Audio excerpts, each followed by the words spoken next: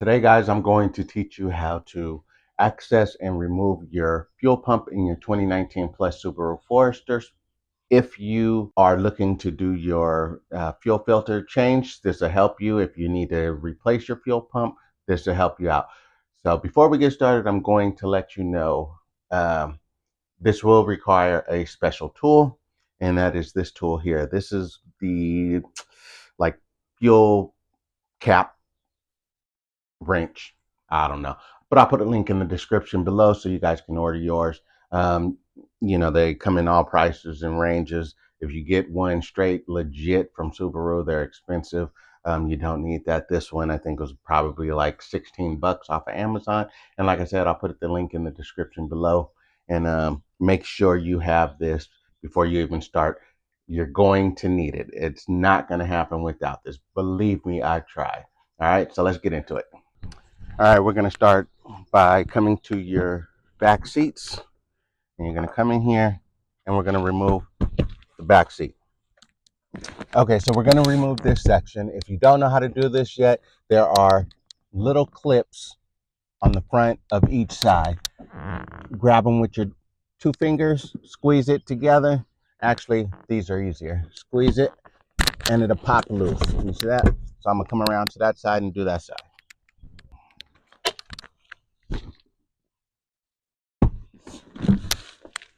All right.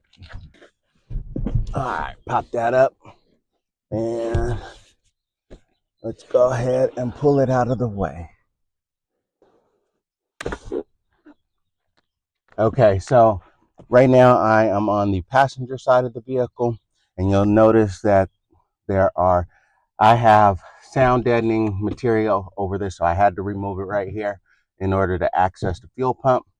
All right, so what you're going to need is your Phillips head, and we're going to remove these 4 Phillips head screws, okay? All right, so before you begin, you're going to want to disconnect your negative terminal from your battery.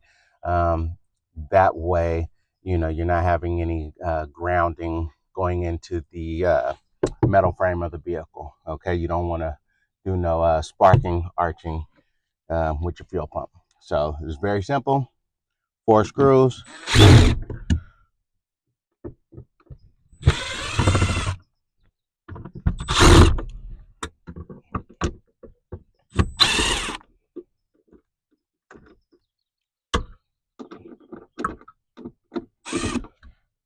All right, and also, if at all possible, you want to do this on a pretty empty tank. If you have a full tank, it's worse. So the less gas you have, the better it is, easier it is to work with. All right,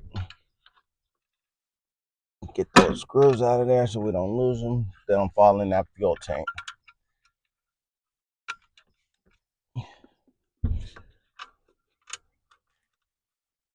All right.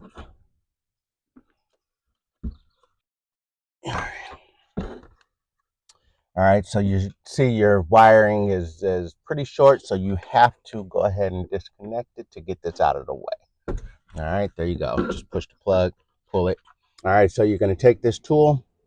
You're going to adjust these so that they fit like that, nice and snug in between the grooves and nice and tight. Once you get that adjusted, you're going to tighten those down. Now, you're going to want to take pliers to tighten these down. Otherwise, if you do it by hand, it's going to come loose on you.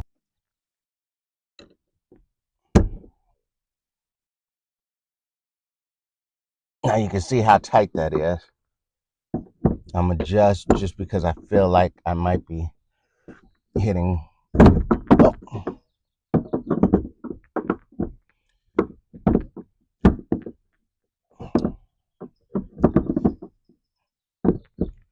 All right, find you a good spot. Try not to get frustrated. All right. Let's move that out the way. Make it a little easier. All right. So now we're able to do it by hand.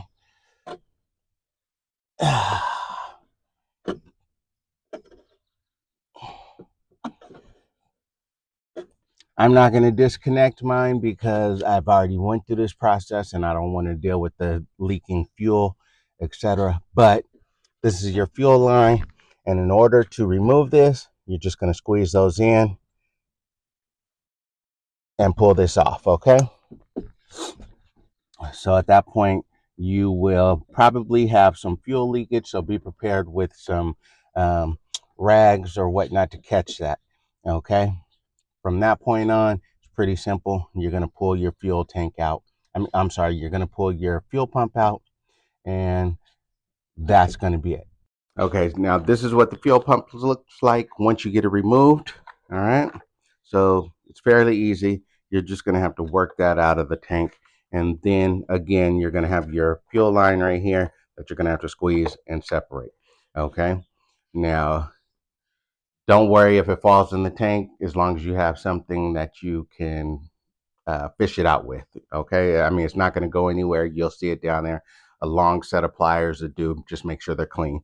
Okay, all right, now this is your fuel pump. If that's what you're replacing, it's a simple swap, just like that.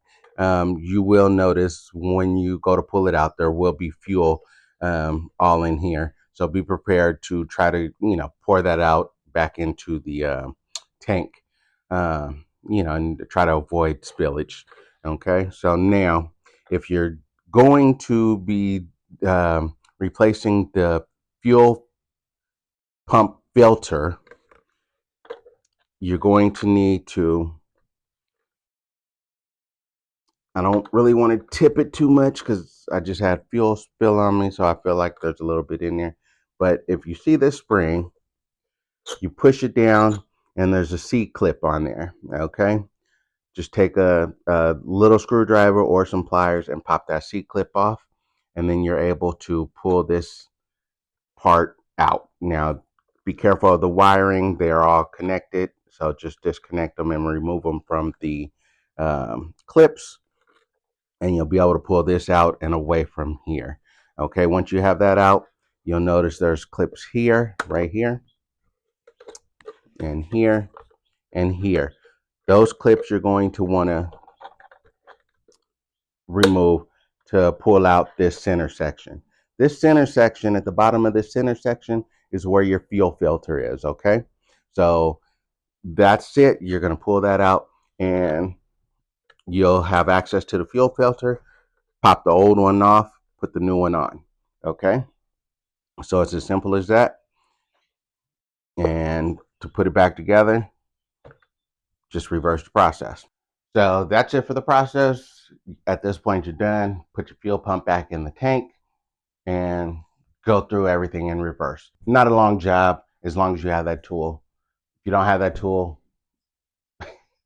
you could try it, but I can pretty much guarantee you're not going to get that cap off of there without that tool. Okay, so $16. I didn't want to pay. Well, one, I didn't want to wait for the cap or the tool, but the tool actually came pretty quick. I believe it was next day, um, so that wasn't bad. So have some patience. Go ahead and order your tool and be prepared. All right, so that's it. That's the whole process. I hope you guys appreciate it. If you did, give it a thumbs up and share it to anybody else who can use it. If you're not yet subscribed to the channel, please hit that subscribe button. And if you're into the outdoors, please check out my other channel, Into the Outdoors, where we do outdoor stuff, whether it's hunting, camping, hiking, um, and reviews on all those kind of equipment. Check it out for me. So I have some other issues that I am dealing with on the Subi. So be on the lookout for some new videos because I will be posting what the problem is or was and the solution. Okay, so we're at 131,000 miles and things are starting to happen. It's still running good, but we are starting to see little failures here and there that need to be addressed and dealt with. Some you guys will be happy and appreciate. So, if you know what's going on, you'll know it. All right. Catch you guys on the next one. Peace.